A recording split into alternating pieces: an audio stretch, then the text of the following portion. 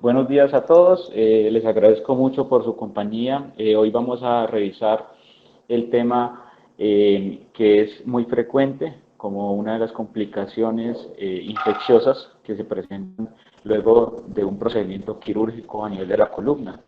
Entonces, inicialmente debemos conocer que las infecciones a nivel de la columna podemos dividirla en dos grandes categorías, cuando es de origen primario o es de origen secundario. A nivel primario, usualmente la literatura se refiere a aquellas que su origen es por una inoculación del microorganismo que se realiza a través de una vía hematógena, mientras que en contraste, en un aspecto secundario, usualmente se relaciona más en relación a lo que es un traumatismo directo, cuando se realiza una inoculación directa a través de procedimientos, ya sea en diferentes compartimentos, pero principalmente por procedimientos quirúrgicos. El Centro para el Control de Enfermedades en 1992 consideró y clasificó que cuando una infección del sitio operatorio se acompañaba de un implante, esta podría presentarse hasta dentro de un año luego de insertarse el implante, y si tiene ausencia de la implantación de estos dispositivos, se limitaría a los 30 días posteriores al procedimiento. La ubicación anatómica y la duración son aspectos muy importantes, ya que esto va a determinar la conducta que vamos a explicar posteriormente a nivel de la columna. Entonces, podemos dividir en la ubicación anatómica de la infección en diferentes aspectos, ya sea superficial o profunda. El aspecto superficial de la ubicación hace referencia a toda aquella infección que se presenta por encima de la fase toracolumbar. Y por debajo de ella la vamos a determinar como profunda. Entonces, como podemos observar en la imagen, los sitios que se pueden ver afectados son distintos desde el cuerpo vertebral, haciendo referencia a una osteomielitis o una espondilitis. Puede afectar directamente el disco y limitarse hasta eso, principalmente con procedimientos muy limitados, por ejemplo, con una discografía, generando una discitis, o puede comprometer ambas estructuras, ocasionando espondilodicitis. Si compromete estructuras neurales, podemos estar frente a abscesos de diferente etiología, como abscesos subdurales o epidurales, o estos abscesos que se ubican a nivel del lecho quirúrgico, como lo observamos en la imagen. La duración es importante, teniendo en cuenta que se clasifica como una infección aguda, aquella que se relaciona en las primeras 4 semanas luego del procedimiento quirúrgico, y una crónica luego de estas 4 semanas. El problema es muy notorio porque esta complicación se ha relacionado con un aumento en los costos de la atención en salud. Todos conocemos pacientes que han requerido una hospitalización prolongada, al menos durante las primeras 6 semanas, que se requieren tratamiento antibiótico intravenoso, si no es posible, por ejemplo, continuar un manejo ambulatorio con medicina en casa. La readmisión y la revisión quirúrgica son muy frecuentes en estos tipos de pacientes, y la presentación puede tener unos factores asociados no solamente del paciente, sino también del ambiente hospitalario. Entre más sea la complejidad del procedimiento quirúrgico, se ha asociado una mayor frecuencia en la presentación de infecciones. Entonces, por ejemplo, microdisectomía, teniendo en cuenta que es un procedimiento que trata de realizarse a través de planos naturales, pero que a la vez se realiza una divulsión de tejidos con una localización muy puntual, puede tener una frecuencia tan baja como de menos del 1%, pero cirugías, por ejemplo, como correcciones de deformidades, pueden ser mucho más altas, siendo superiores al 5%, y en las que más se relacionan en la frecuencia de aparición de una infección son cirugías en las que se realiza revisión de una previa. Las tasas que se han estimado por la Red Nacional de Seguridad de Salud de los Estados Unidos aproximan una consideración del 2.1%, siendo la profunda la más frecuente, y es interesante saber que el problema puede relacionarse con complicaciones posteriores, como un dolor crónico en estos pacientes la aparición de pseudoartrosis, el compromiso neurológico e incluso puede estar relacionado con el aumento en el riesgo de muerte secundaria a este tipo de afecciones. Los factores de riesgo se han estudiado en diferentes estudios. Hay unos factores que, como les había mencionado, son directamente intrínsecos al paciente y hay otros factores que son relacionados con el cirujano, y es aquí donde se han realizado diferentes estrategias con el objetivo de prevenir o reducir al menos el riesgo. Entonces, los factores relacionados con el paciente, uno de ellos es el score de la Asociación de Anestesiólogos, en lo cual trata de determinar que un paciente que está más enfermo tiene más riesgo, ¿cierto?, de infectarse. Otros factores relacionados con enfermedades como la diabetes mellitus, la hipertensión, cursar con una infección no solamente del tracto pulmonar, sino del tracto urinario también podría aumentar el riesgo. Se ha estimado que fumar también se ha relacionado debido a que la nicotina disminuye la oxigenación en los tejidos y disminuye también lo que es la respuesta inflamatoria, lo que retrasa la cicatrización. La obesidad, pienso que todos hemos tenido pacientes obesos en los cuales los tejidos son más difíciles de manejar con una isquemia, con retracciones prolongadas, que puede generar un efecto directo sobre la aparición de este tipo de infecciones.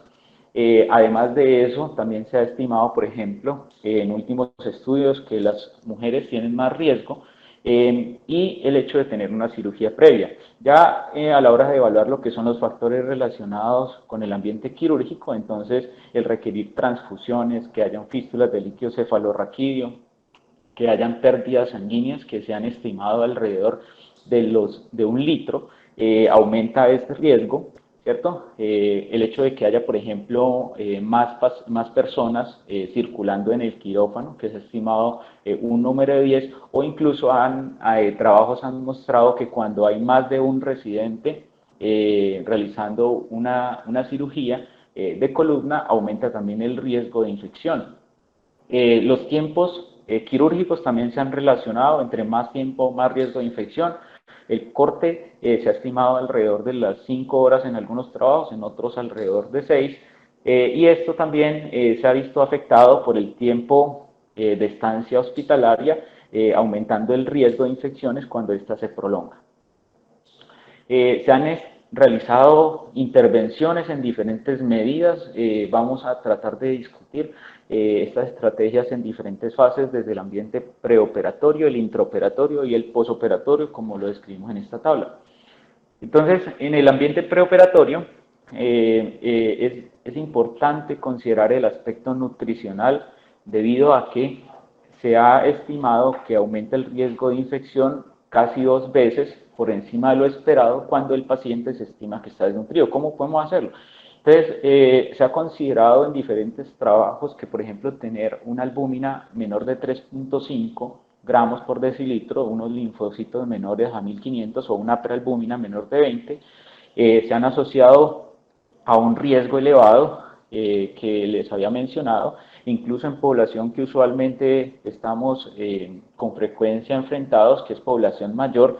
Se ha estimado que el aspecto nutricional está presente en su deterioro cuando es mayor de 60 años, y lo que se recomienda es tratar de planear bien si estamos frente a un procedimiento electivo. Entonces, si tenemos la posibilidad de que estos pacientes realicen una pausa y que sean valorados por nutrición y medicina interna, llegarían con una mejor preparación en el momento de la cirugía.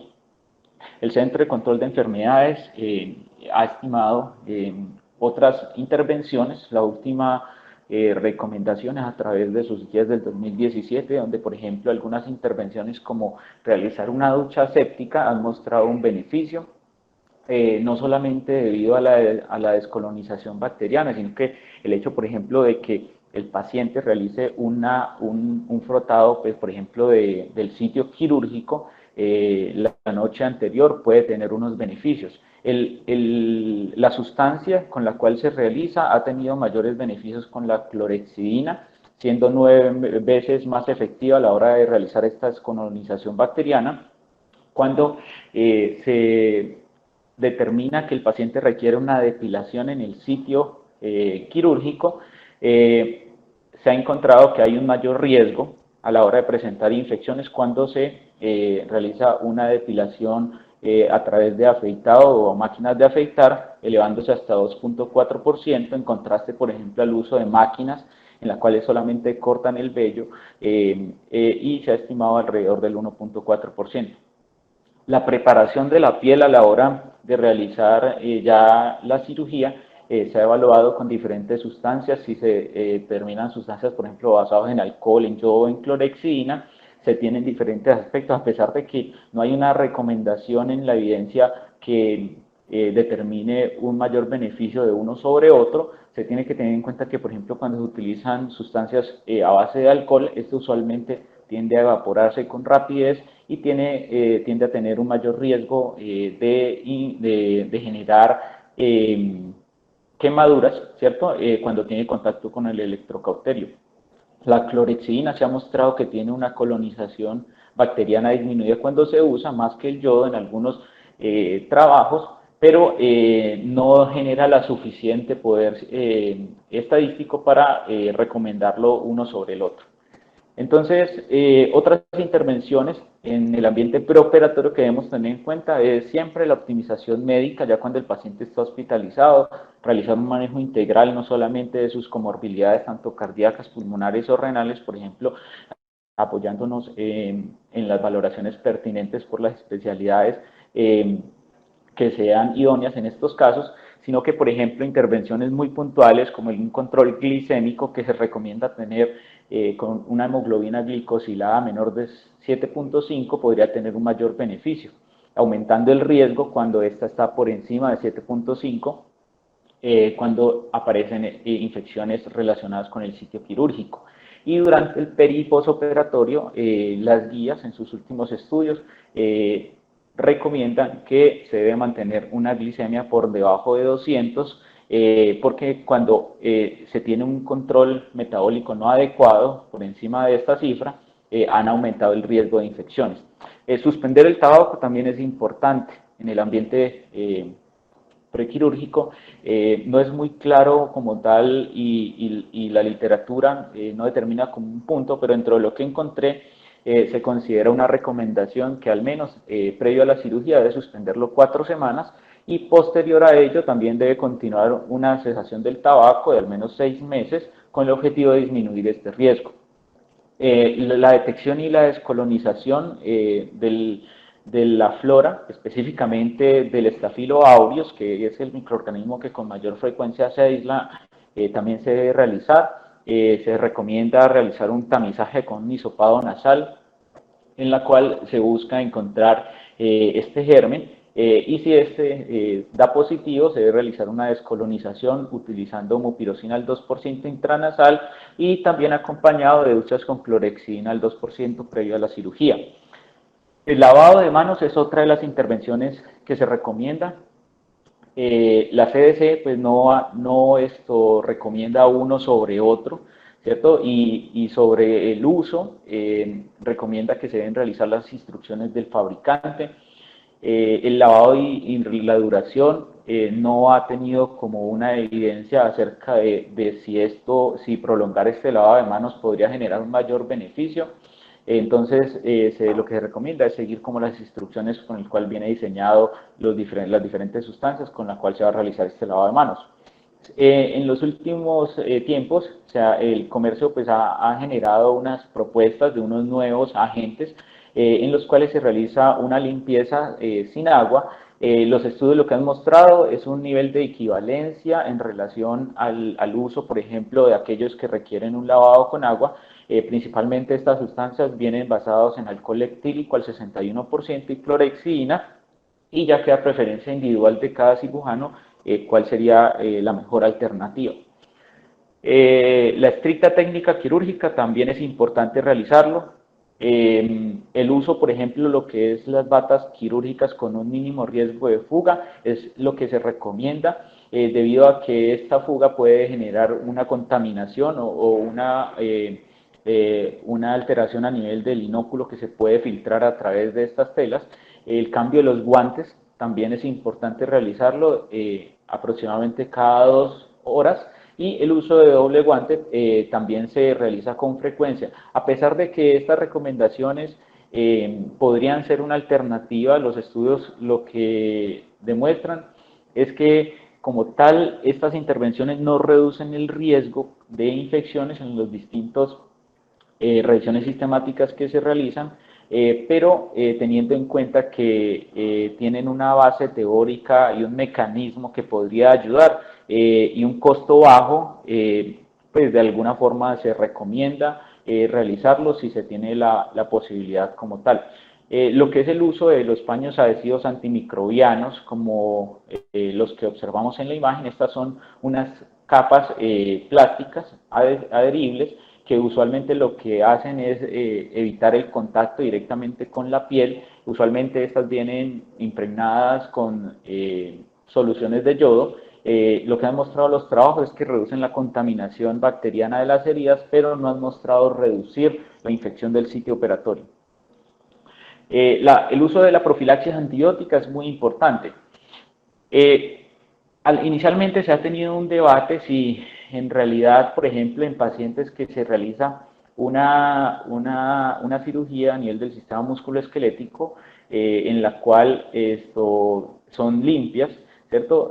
Requerirían o no una administración de un antibiótico profiláctico, pero resulta que la cirugía de columna es una indicación muy precisa debido a que va a tener una incisión sobre el hueso, va a generarse la implantación de un dispositivo, y también se debe suponer que un riesgo elevado de esta infección podría tener unas serias complicaciones a la hora de realizarlo. Es por esto que siempre se debe considerar la profilaxis antibiótica. La idea y el objetivo es mantener una concentración mínima bactericida antes de la incisión hasta el cierre. No más del cierre. No han mostrado de que prolongar un tratamiento antibiótico por 24 horas o con el uso de drenes podría tener un mayor beneficio. Esta intervención, como podemos observarlo, ha disminuido aproximadamente 6% al 2% aproximadamente la tasa de infecciones. El medicamento recomendado es la cefazolina o una cefalosporina de primera generación. La idea es cubrir como tal todos los gérmenes que se han aislado con mayor frecuencia. Esto va a depender claramente del perfil infeccioso que tenga cada institución. También se ha descrito que, por ejemplo, en pacientes que son mayores, que tienen un peso mayor de 120 kilos, se debería realizar una dosis inicial de 3 gramos y repetir todas las dosis aproximadamente cada 4 horas o cuando se evidencia una pérdida mayor a 1.5 litros de sangre. Cuando se tiene documentado alergias a la cefazolina, otras recomendaciones podría ser el uso de la vancomicina, o cuando se tenga, por ejemplo, un perfil en el cual haya una sospecha de un estafilometicilino resistente, o también el uso de clindamicina. Las dosis que se deben repetir con horario en caso de la vancomicina es cada 8 horas, y de clindamicina una dosis de 900 miligramos cada 6 horas. En relación a la temperatura corporal central, también es una de las intervenciones que ha mostrado un efecto más importante, principalmente sobre la función inmunitaria, ya que la hipotermia se ha asociado con un deterioro de esta. Cuando se realizan, por ejemplo, estudios en los que comparan estas dos intervenciones, cuando un paciente mantiene una temperatura aproximadamente 36.6 grados, la aparición de infección se va hasta el 5.8, en contraste con una temperatura mucho más baja, que la tasa de infecciones puede elevarse hasta el 18%. Esto también se ha asociado no solamente con la tasa de infección, sino que también con otros resultados que valdrían la pena tenerlos en cuenta, como por ejemplo el hecho de que el paciente coma más temprano, ¿cierto? De que el paciente tenga una alta temprana y que aumente la concentración de colágeno a nivel de la herida, mejorando lo que es la cicatrización. La hiperoxigenación intraoperatoria también ha mostrado beneficios. Debemos tener en cuenta que el oxígeno es importante para el sistema inmunitario, ya que a través de sus radicales de oxígeno es como enfrenta directamente a las bacterias, y también se ha asociado con el aumento y la mejor cicatrización de las heridas. Es por esto que cuando se compara, por ejemplo, la administración de una FIO2, no solamente en el momento intraoperatorio, sino posoperatorio tan temprano, por ejemplo, de una FIO2 de 0.8, como lo muestro aquí en la gráfica, la tasa de infecciones es mucho menor que cuando se maneja, por ejemplo, una FIO2 de 0.3. Entonces, lo que es la Organización Mundial de la Salud y la CDC recomiendan que en pacientes que tengan una función pulmonar normal reciban un aumento en la FIO2 no solamente durante el procedimiento, sino posterior a él. En relación a los drenajes quirúrgicos, hay opiniones a favor y en contra en la literatura. A favor es que evitan como tal colecciones y tercer espacio, pero también en contra se sustentan en que es un conducto para lo que es la transposición de estas bacterias, ya que generan una vía directa para inocularlas. Entonces, lo que se ha observado en la literatura es que hay dificultad a la hora de realizar, por ejemplo, ensayos clínicos para comprobar de forma adecuada. Hay uno que incluso determinaba que se necesitaban aproximadamente 10.000 pacientes para poder evaluar de forma efectiva si en realidad sirve o no este tipo de intervenciones. Las recomendaciones se han extrapolado principalmente de ambientes que son similares, como por ejemplo de cirugías de cadera con los ortopedistas, donde hay unas tendencias de recomendar el uso de drenes. Sin embargo, la literatura no recomienda el uso de rutina y si se recomienda debería utilizarse con una succión cerrada. El uso de vancomicina en el lecho quirúrgico también la literatura es dispar. Metaanálisis han mostrado que tienen un beneficio aproximadamente en reducir un 64% el riesgo de infecciones. Sin embargo, en esta misma literatura aclaran que puede aumentar el riesgo de infecciones por gram negativos y polimicrobianos. Además de eso, también se ha encontrado casos aislados, ¿cierto?, de anafilaxia en estos casos, y cuando se realizan, por ejemplo, estudios en ratones que todavía no se han comprobado de forma clínica, también han demostrado que inhiben la fusión ósea. Es por eso que lo que es la recomendación de la CDC no recomienda su uso. Debemos tener en cuenta de que esta recomendación evalúa literatura que es antigua, ¿cierto?, al 2014, y estos resultados en los que apoyan su uso es más reciente. Entonces debemos esperar, ¿cierto?, las nuevas recomendaciones y tener en cuenta pues esta intervención en casos muy puntuales. Otras medidas de prevención postoperatoria que se han evaluado, a pesar de que no tienen un sustento científico, hacen parte del quehacer diario, como por ejemplo el hecho de vigilar las heridas, ¿cierto? Debemos de forma activa de estar monitorizando los cambios si se presentan. Reducir la transfusión de sangre también se asocia con una menor tasa de infección.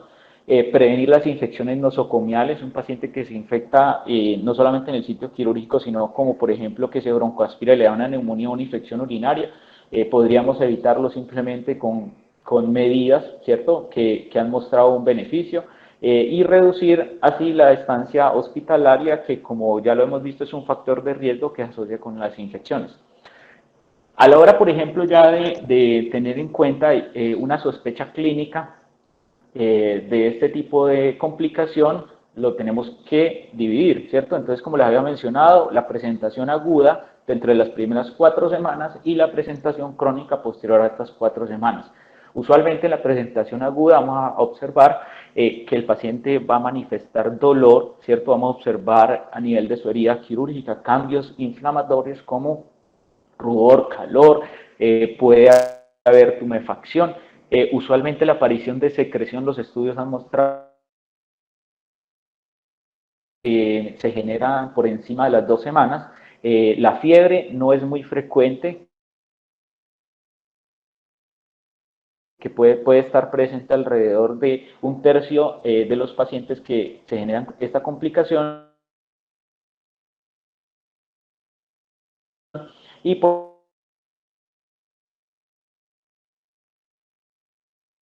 pueden estar asociados también la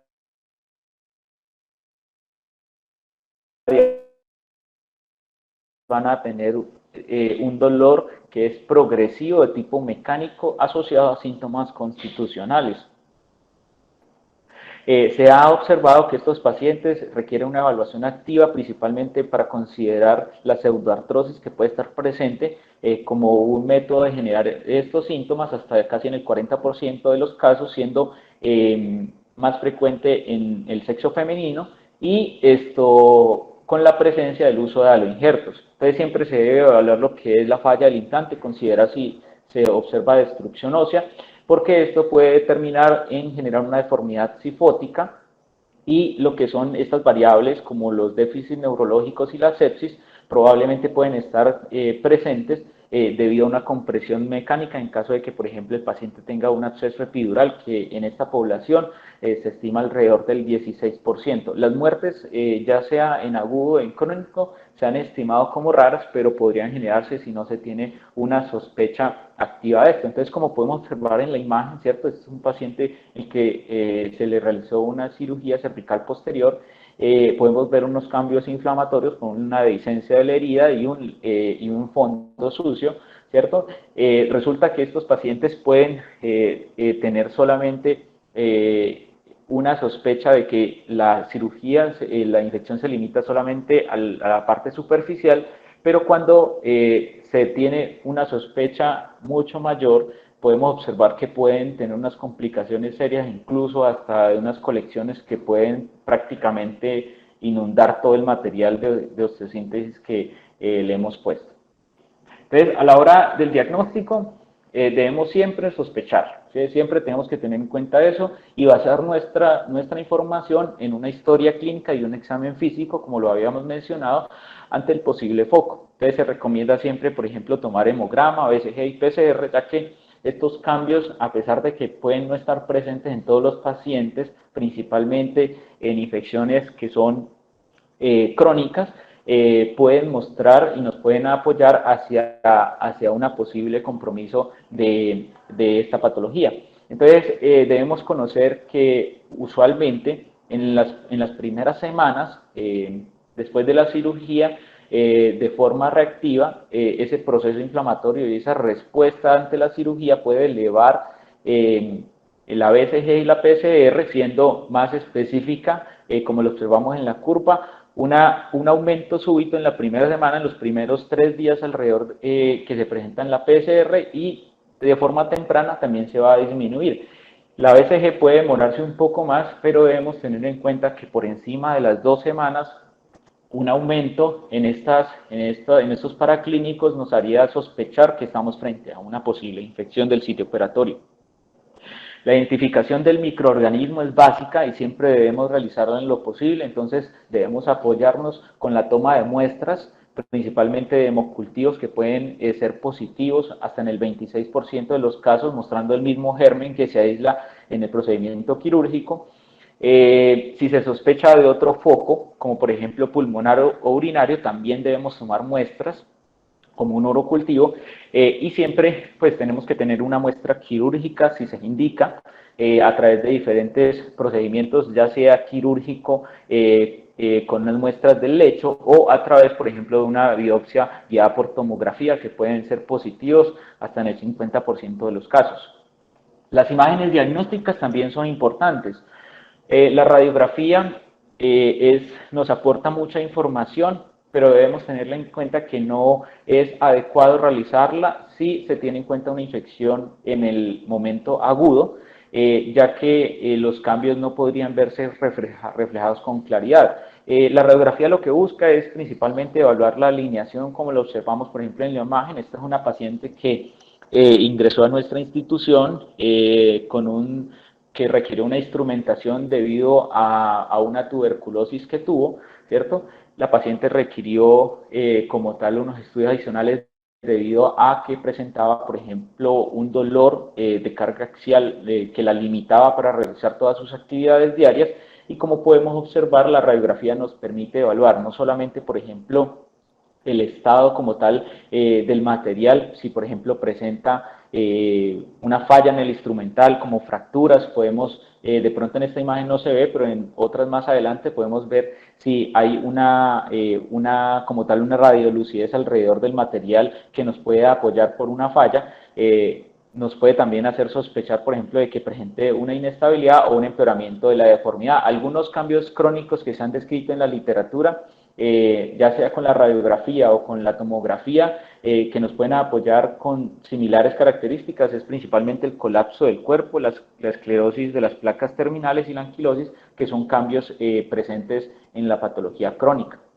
En esta imagen de una tomografía en una corte coronal, como podemos observarlo, si vemos detenidamente alrededor de los tornillos que son insertados a nivel pedicular, ¿cierto? Observamos una radiolucidez periférica y en este caso, por ejemplo, también en el tornillo que vemos que se dirige directamente al cuerpo transparente, también la observamos. Estos signos nos pueden ayudar principalmente a soportarnos a la hora de considerar que la paciente probablemente está cursando, ¿cierto? Con una infección que puede estar generando ese aflojamiento del material. El uso de la tomografía también es importante. La tomografía contrastada nos puede apoyar en caso de que se contraindique la resonancia magnética, donde podemos observar, por ejemplo, colecciones y cambios, principalmente de pseudoartrosis que ya los habíamos mencionado.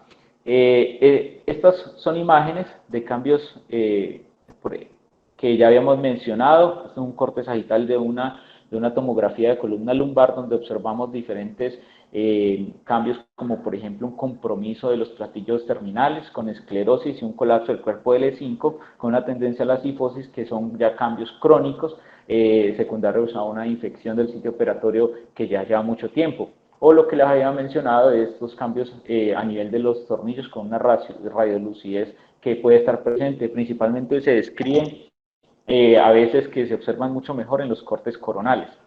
La resonancia magnética también nos aporta mucho. Usualmente cuando se realiza de forma contrastada se ha estimado un diagnóstico de imágenes del sitio operatorio que se estima alrededor del 95%. A pesar de que puede verse afectada por los artefactos que genera el uso del material de osteosíntesis, nos aporta mucha información, principalmente cuando se quiere detectar compromiso de tejidos blandos, compresión de los elementos neurales o cuando se presentan colecciones alrededor del sitio quirúrgico, apoya más el diagnóstico, ya que algunos cambios que se presentan pueden estar relacionados con el trauma quirúrgico y no necesariamente con las infecciones. Entonces, cuando no hay una colección, podría ser más secundario. Por eso es que es tan difícil realizar una interpretación adecuada cuando se tiene un momento agudo de la lesión. En relación al manejo, los objetivos del manejo son muy importantes tenerlos en cuenta. Siempre se tiene que tratar de erradicar la infección, por eso es tan importante la identificación precisa del microorganismo que lo genera. Se debe preservar y restaurar la función neurológica. Si estamos frente, por ejemplo, a una colección que está generando una compresión sobre los elementos neurales, se debe drenar y se debe realizar una descompresión. Y se debe mantener o restaurar la estabilidad de la fusión. Debemos recordar que dentro de las variables que pueden generar una prolongación de las infecciones, ¿cierto? Es principalmente la inestabilidad, el hecho de que haya un tercer espacio, que hayan colecciones o que hayan secuestros que son necesariamente retirables, ¿cierto? Que se tengan que retirar para que se pueda generar una curación de esta enfermedad. Entonces, ¿cómo podemos enfocar el manejo? Entonces, si estamos frente a una infección que es superficial y aguda, o en algunos casos en los que haya solamente un compromiso del disco, podemos considerar un manejo conservador con el uso de antibióticos que cubran los gérmenes que se aíslan con mayor frecuencia, siempre con una vigilancia activa. Si el paciente presenta dolor mecánico, se podría considerar el uso de ortesis y reposo relativo. El tratamiento antibiótico que se ha estimado y recomendado es de aproximadamente 12 semanas, siendo 6 semanas recomendado el uso de tratamiento antibiótico intravenoso con posterior 6 semanas de tratamiento bioral. Y si estamos frente a un paciente que tiene una infección crónica superficial o profunda, ya sea aguda o crónica, debemos de forma activa realizar una cirugía con el objetivo de ser mucho más agresivos, ¿cierto? Este tratamiento agresivo es el que ha mostrado en realidad un beneficio a la hora, por ejemplo, de tener un mejor resultado y de tratar de salvar ese material. Los microorganismos que se han aislado con mayor frecuencia, como lo hemos conocido en la diferente literatura propuesta, es el Staphylococcus aureus en primer lugar, seguido del Epidermidis, pero debemos tener en cuenta que también pueden verse afectados por gérmenes gram negativos cuando las cirugías usualmente se realizan cerca de la región glútea y sacra, o también se ha observado en pacientes que tienen un compromiso inmunológico, aislar gérmenes no solamente de una cepa, sino también un aspecto polimicrobiano en relación a esto. Entonces, cuando tenemos una infección del sitio operatorio superficial, se recomienda que durante el procedimiento quirúrgico se realice un desbridamiento amplio a través de diferentes mecanismos abrasivos, llegando hasta unos bordes limpios y vascularizados que nos puedan permitir una adecuada cicatrización. Si se tiene en el momento quirúrgico una sospecha de que no solamente la infección se limita a ser superficial, sino también profunda, se debe abrir la fascia y se debe revisar. Si se generan dudas, a veces en la literatura recomiendan realizar punciones con toma de muestras y enviarlas a GRAM para poder determinar este tipo de intervenciones.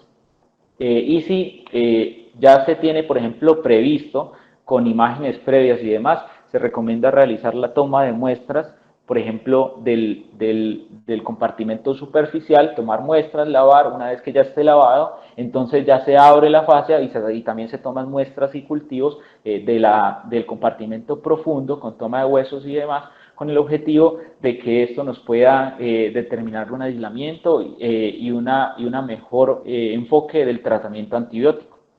El cierre primario siempre sería lo ideal.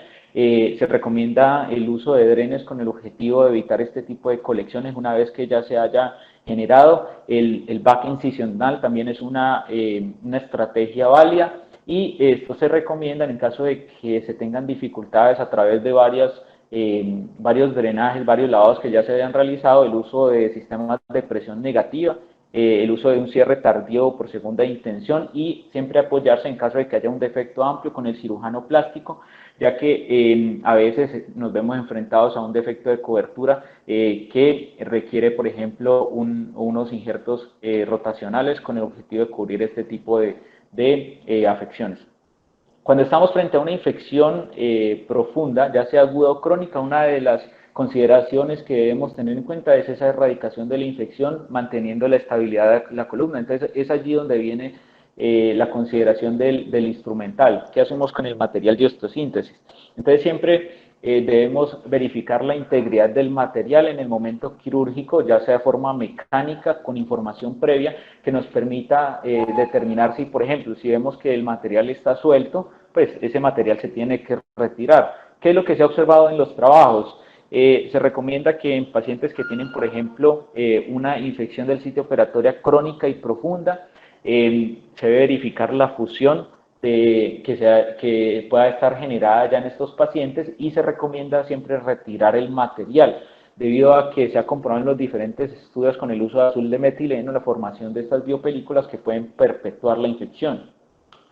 En aquellas infecciones profundas y agudas, el retiro del material no ha mostrado de que pueda estar afectando como tal el resultado a la hora de la curación y se ha obtenido unas tasas de curación hasta el 92%. Es por esto que en estos casos puntuales, en una ISO profunda y aguda, se podría considerar retener el material, ya que podría comprometer la estabilidad del paciente. Siempre debemos tener en cuenta la individualización de cada caso, porque a pesar de que se haya estimado que ya el paciente pueda tener una fusión como tal realizada, siempre existe un riesgo de una fractura o de inestabilidad en este tipo de pacientes.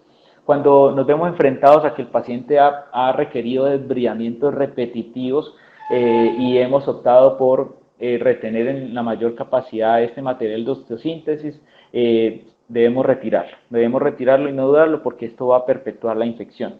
Entonces, para terminar, debemos tener en cuenta este algoritmo que me pareció muy útil.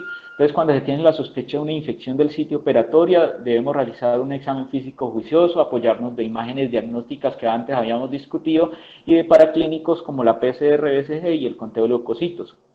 Se deben tomar muestras de la herida. Usualmente no se recomienda tomarlas directamente desde la herida debido a que pueden verse contaminadas con la flora de la piel. Se pueden optar por biopsias guiadas por tomografía si se tiene en caso, por ejemplo, de una discitis específicamente. Considerar el debridamiento si estamos frente a una superficial crónica y en las profundas siempre realizar el debridamiento. Si estamos frente a una sospecha de una infección cierto alta y que tenga instrumental, debemos considerar si estamos frente a una infección temprana o una infección crónica o tardía. Si estamos a una infección temprana, debemos preservar la instrumentación y dar tratamiento antibiótico dirigido. Y si estamos hacia una tardía, entonces debemos verificar si hay fusión o no. Si hay fusión, considerar retirar el material, y si no hay fusión, debemos considerar preservarlo, siempre teniendo en cuenta de que esto puede generar una prolongación de la infección como tal. Les agradezco mucho por su atención y estoy atento a sus preguntas. Jorge, muchas gracias. Excelente revisión. Quiero hacer dos aportes. El primero, mis colegas usan siempre DREN. Yo creo que el DREN es poco efectivo, no solo para el control de los hematomas, sino para el control de las infecciones. El segundo aporte que me parece muy importante y que usualmente no lo tenemos en cuenta, y que vos dijiste muy claramente, lo de la oxigenación de los tejidos. Con frecuencia se nos olvida pedirle hemoglobina de control al paciente al día siguiente y con mucha frecuencia el paciente está anémico. Si el paciente tiene una hemoglobina menor de 8, así esté asintomático, debería ser transfundido porque esto está demostrado que disminuye la infección. Y finalmente debemos ser muy, digamos, muy agresivos cuando tengamos una mínima sospecha de que hay una infección de la herida, abrirlo y no contemporizar. No es más. Julián, adelante.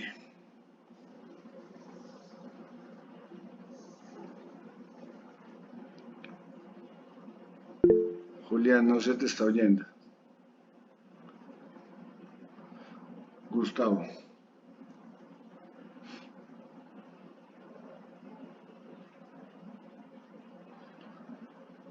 Tampoco se te está oyendo. Gustavo.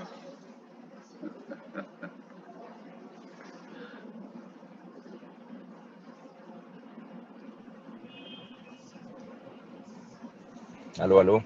Ahora sí, Gustavo. ¿Ahí sí me escuchás? Sí, señor. Bueno, no, muy interesante, muy buena la revisión. Yo creo que se abordaron todos los aspectos más importantes de las infecciones posoperatorias, especialmente de cómo prevenirlas. Yo creo que hay muchas cosas que definitivamente aumentan el riesgo de infección y que no dependen del cirujano, pero en ese caso, pues obviamente, digamos que hay riesgos que definitivamente no se pueden evitar, como en el caso de la obesidad, como en el caso de la diabetes, o en el caso de los pacientes frágiles, que cada vez se le da más importancia a la fragilidad y el riesgo de infección.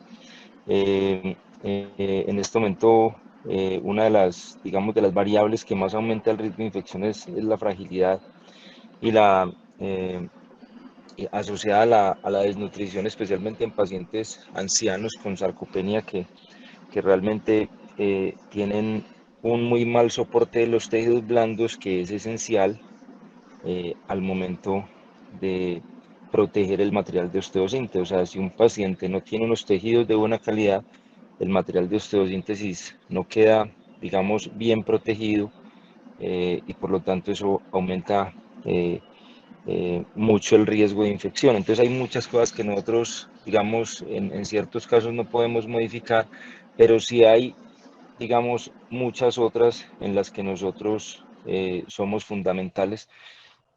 Como lo decía Nacho, pues digamos que la prevención del sangrado mayor es un aspecto esencial, la protección de los tejidos blandos, usar abordajes cada vez menos agresivos con los tejidos blandos. Con eso no estoy hablando esencialmente de abordajes mínimamente invasivos, porque digamos que aunque En algunas ocasiones las incisiones son más pequeñas y disminuyen muy probablemente teóricamente el sangrado. Algunas veces también son muy agresivos con los tejidos blandos. Entonces, la disminución del trauma y la disminución del sangrado, yo creo que no, solo están en manos del cirujano y por lo tanto es el que tiene que propender porque eso sea un factor protector para proteger en contra de la infección. Otro asunto, y lo dijo muy bien Jorge, y se lo digo yo repetidamente a los residentes, es en el manejo de la infección como tal. Una infección no se cura, lo dijo Jorge muy puntualmente, una infección no se cura si uno no controla el espacio muerto, si uno no controla la estabilidad de la columna y si no elimina adecuadamente todos los secuestros. Entonces ese es el objetivo inicial y más importante de cualquier tipo de infección espinal, especialmente en las infecciones agudas, la eliminación de los secuestros, el control del espacio muerto. Entonces, en el control del espacio muerto, aunque inicialmente, digamos como Nacho lo dijo, los drenes no han demostrado que aumenten o que disminuyan el riesgo de infección, yo los uso porque digamos que yo a veces hago disecciones que aumentan digamos, de forma importante en algunos casos el espacio muerto, porque yo hago con mucha frecuencia Wilson, entonces hago disección subcutánea, y si uno no controla el espacio muerto, entonces digamos que si el paciente no se infecta es molesto el seroma que queda, entonces por eso siempre uso drenes.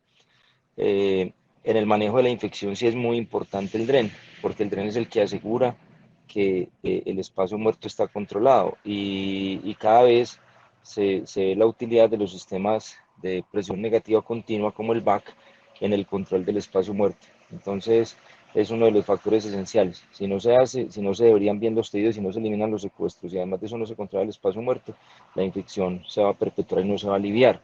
El otro es la estabilidad espinal. Digamos que es difícil el control de la estabilidad espinal a veces en un contexto infeccioso grave, pero digamos que no se debe pasar por alto e inmediatamente el paciente esté en condiciones, se debe estabilizar la columna porque es lo que asegura que todos los tejidos realmente, digamos, que entren también como en armonía con los tejidos blandos. Si una columna se mueve, pues obviamente no va a entrar en armonía con los tejidos blandos y se produce, digamos, hay más microtrauma, hay más producción de líquido y por lo tanto más riesgo de infección y menos efectividad para que los antibióticos lleguen al lecho quirúrgico. Bueno, y una pregunta para Jorge y para Nacho y para el resto. Inicialmente, Jorge, dos preguntas. ¿Cómo se toman las muestras en un paciente? Voy a poner un ejemplo, en un paciente que llega con una infección 20 días después de una cirugía, con la herida completamente dehiscente, los tejidos blandos profundos expuestos. ¿Cómo se toman las muestras? ¿Cuál es, digamos, cuál es el, eh, el aspecto técnico para tomar las muestras? Y segundo, uno muchas veces ve pacientes que llegan únicamente con algunos signos inflamatorios en la herida quirúrgica. Eh, ¿Cuándo consideran ustedes, desde el punto de vista práctico, aunque ya Jorge lo nombró, si esa infección es reciente o profunda? ¿Ustedes qué piensan de esas dos cosas? Jorge, adelante. Profesor, cuando estamos frente a un paciente que tiene una infección superficial y aguda, lo que se recomienda es no inicialmente tratar de realizar una apertura como tal de la, de la incisión, ¿cierto? A menos que tenga una alta sospecha diagnóstica, como por ejemplo que tenga una tumefacción, que pensemos que haya una colección allí que debamos drenar. Incluso, por ejemplo, en procedimientos que se limitan no solamente a ese espacio superficial, sino al disco, se ha considerado realizar la toma de muestras a través, por ejemplo, de biopsias guiadas por tomografía, que han dado un buen rendimiento diagnóstico y han generado una buena resolución como tal de la infección. Sin embargo, cuando ya es evidente, por ejemplo, ¿cierto? En el caso de que usted lo pone, que haya una disencia hasta el plano profundo y que haya pues la infección notoria, pues lo que pensaría es que se debe realizar primero un drenaje como tal de una colección porque existe una alta probabilidad de que haya una contaminación con la flora de la piel y luego de realizar como tal ese lavado inicial ya se tomarían como tal las muestras, no solamente limitadas a ese tejido, sino también muestras de hueso y si observamos, por ejemplo, otro tipo de tejido, principalmente los injertos, esos injertos que pueden ser muchas veces la causa, también realizar. Yo también me voy a contestar, a arriesgar a contestar la pregunta de Gustavo y a su vez hacer una pregunta. Hemos discutido mucho con los infectólogos del hospital de dónde se toma la muestra. Lo que ellos nos recomiendan es que cada que tengamos un paciente infectado tomemos por lo menos 3 muestras. ¿De cuál parte del tejido? Idealmente el hueso, el tejido muscular y de la zona que uno vea más afectada. Lo que ellos nos recomiendan es que tomemos los cultivos de la parte que retiramos. Por ejemplo, si retiramos el injerto óseo, como eso se va para la caneca, no mandemos ese tejido a cultivar, sino el tejido que queda. Por ejemplo, un hueso que veamos de mal aspecto. Entonces la respuesta es de 3 tejidos que queden y nunca del tejido que se retire. Y la pregunta que yo hago es, ¿siempre que tenemos infección debemos retirar el injerto o no? Yo personalmente lo retiro, pero tengo esa inquietud porque algunas personas no lo retiran. Jorge, ¿qué piensa? Según lo que yo leí, profe, siempre se recomienda retirar el injerto que esté suelto. Si el injerto está fijo y fusionado, no, pero el injerto que se pueda retirar, sí en lo que leí, recomendaban retirarlo. Yo pienso que realmente en una infección aguda, pues, bueno, lo que comentó Nacho, eso pues en eso sí hay que hacer mucho énfasis. Cuando un paciente tiene una herida dehiscente, como lo dijo Jorge, todos los planos están contaminados con la flora, digamos, de la piel o del exterior. Entonces, digamos que las colecciones superficiales e inclusive es probable que las colecciones profundas realmente no tengan un buen rendimiento diagnóstico porque pues va a dar una cantidad de resultados que pueden ser más colonización o más contaminación que la agente causante de la infección. Entonces, inicialmente se va a hacer un lavado muy importante de todos los planos quirúrgicos, inclusive curetear todos los planos quirúrgicos, hasta ver ya, digamos, hasta eliminar la mayor cantidad de contaminación y de los tejidos que quedan, como dijo Ignacio, como dijo Nacho, se toman biopsias de hueso que se vean en malas condiciones y de tejidos y de los tejidos que se ven en malas condiciones. Yo personalmente, obviamente, cuando el injerto está inflamatorio, lo quito todo, solo en casos en los que los planos profundos no están tan afectados y el injerto no se ve necrótico, yo dejo algunas partes del injerto, obviamente, si la evolución del paciente no es buena, si definitivamente el paciente sigue con los reactantes altos o sigue con secreción, entonces vuelvo, la recomendación es entrar y nuevamente remover todos los secuestros para evitar porque finalmente pues el injerto termina secuestrándose, entonces para eliminar completamente cualquier tipo de tejido que esté perpetuando la infección. Y otro aspecto es que a mí definitivamente me queda difícil, por ejemplo, en abordajes posteriores de columna, yo creo que en los abordajes anteriores eso no es un problema porque en los abordajes anteriores el material de osteosíntesis sí queda muy profundo y ido por todas las estructuras que están rodeando la columna, en los abordajes anteriores y laterales. Digamos que en un abordaje anterior lateral sí es, digamos, un poco más fácil diferenciar qué paciente tiene una infección superficial y profunda. Pues si un paciente llega únicamente con inflamación en la piel, pues es muy fácil entrar, lavar la piel, tomar las muestras y volver a cerrar. Pero en un paciente con abordajes posteriores, a mí personalmente me ha quedado difícil definir una infección superficial o diferenciar una infección superficial de una infección profunda. Para mí, por definición, hasta que no, digamos, haya una evidencia muy clara, todas las infecciones posoperatorias en la columna lumbar posteriores se deben considerar inicialmente como profundas y no se deben observar, o sea, no se deben observar porque muchas veces, a veces o a veces algunos pacientes se mandan para la casa con antibióticos orales, pues que obviamente sabemos que es una conducta que no es adecuada. Todos los pacientes se deben abrir, todos los pacientes se deben lavar y paro en la fascia. Recuerden que para los residentes que la fascia es la barrera o es el protector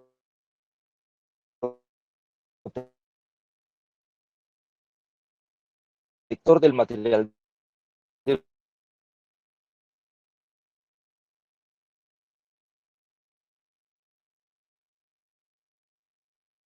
estos,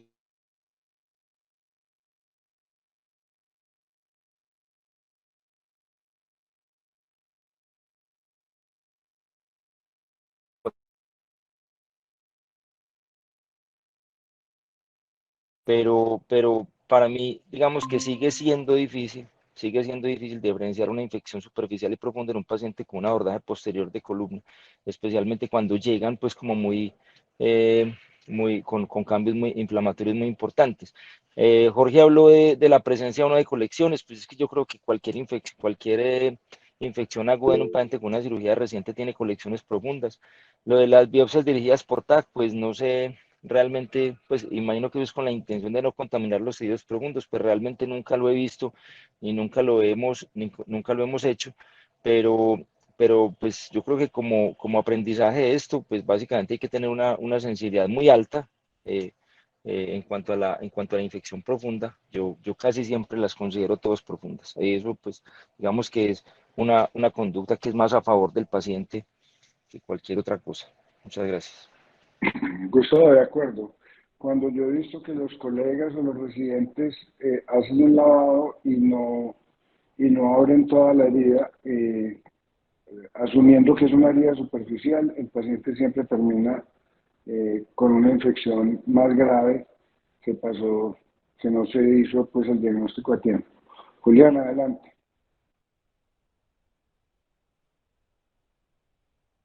Profesor, ahí sí se me escucha. Hola. Sí, te estamos escuchando. Sí, profesor, le escucha. Hola. Profesor, ahí se me escucha. Hola. Muy bien, te ¿Aló? escuchamos muy bien, Julián. ¿Aló? Hola.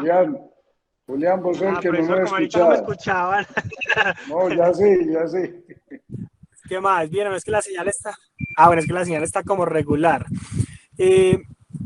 Profe, pues con respecto a lo de retener, por ejemplo, el injerto, yo normalmente lo retiro todo, aunque ocasionalmente en escoliosis lo dejo si no veo gran contaminación en la fascia, pues debajo de la fascia, para tratar de preservar la estabilidad a largo plazo. Una cosa que yo he visto mucho en infección es que cuando hay al menos uno o dos tornillos flojos, tratamos de retener el MOS. Y yo creo que es indispensable, si hay osteolisis de los tornillos, hay que retirar el material de osteocinta y así sea uno flojo, porque es que eso te va a perpetuar la infección por la biopelícula. Entonces, es indispensable definir si hay estabilidad o no para retirar el material de osteosíntesis, porque si no, eso va a perpetuar la infección. Cuando yo empecé hace un tiempito, tuve muchas infecciones, ¿sí? Yo empecé a evaluar qué pasaba y por qué tenía tantas infecciones. Y encontré dos cosas. Uno, la primera, el trato de los tejidos blandos durante la disección. Al principio yo era muy brusco. Y a medida que he venido cuidando más la fascia y los tejidos blandos, he tenido menos infecciones. Entonces es muy importante hacer un tratamiento adecuado desde el principio de los tejidos blandos. Entre mejor se traten los tejidos blandos, menos probable la infección. Y lo otro es meter mucho la mano. Yo antes metía mucho la mano a la hora de la cirugía y desde que utilizo más instrumentos, en vez de meter tanto la mano, tengo menos infecciones. Es muy importante controlar el sangrado porque, pues, por ejemplo, yo hago cada vez más escoliosis y más cirugías complejas y la forma de prevenir la infección es el tratamiento de los tejidos blandos y el control del sangrado. Y el uso de los drenes en cirugías tan grandes es súper importante para el control de los seromas.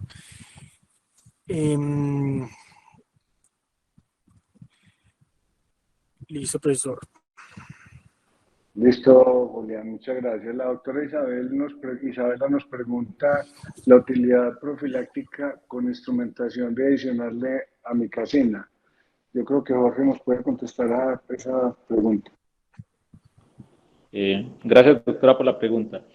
Las guías en relación al uso de amikacina específicamente, pues no hay una recomendación muy puntual. Lo que ellos sí enfatizan es que primero que se tiene que tener en cuenta es que el medicamento de elección es una cefalosporina de primera generación, teniendo en cuenta siempre pues el perfil y antibiograma de cada institución, en el cual de pronto con el aislamiento de gérmenes específicos en relación podría tener un uso, pero de forma inicial y ante el desconocimiento de estos perfiles, pues no sería como la mejor opción. Y el antibiótico debe cubrir los gérmenes de la piel. La amikacina son básicamente gram negativos que no están en la piel. Entonces yo creo que no es buena idea. Con respecto a lo que pregunta Andrés Apolinar, los tornillos cementados, ¿alguna consideración especial para el retiro? Yo creo que la consideración es que cuando se pongan, garantizar en la medida de lo posible que no se infecten, porque retirarlos es supremamente difícil. Me gustaría saber si Gustavo o Julián, los que tienen más experiencia, han retirado estos tornillos, pero realmente es absolutamente difícil. Profe, sí, es muy difícil y terminan destruyendo mucho la vértebra. Toca, pues se hace mucho daño.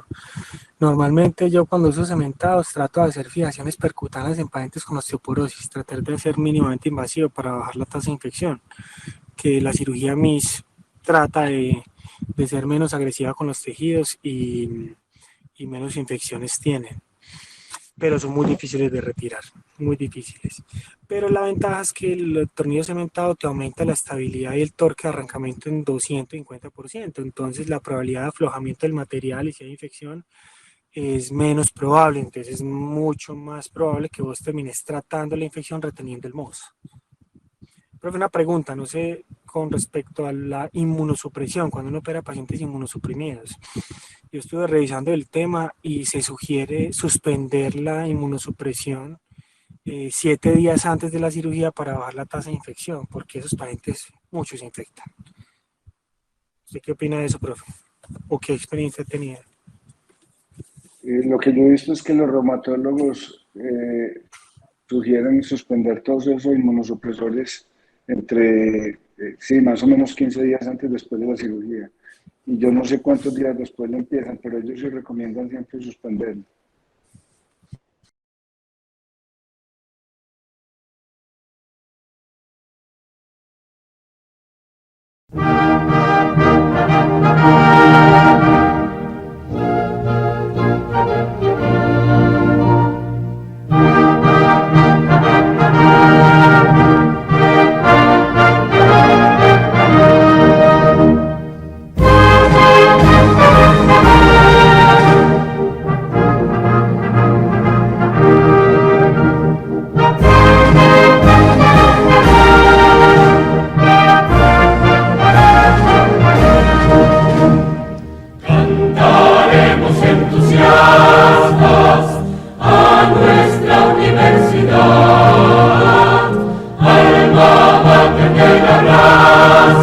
Indicta en su fe tu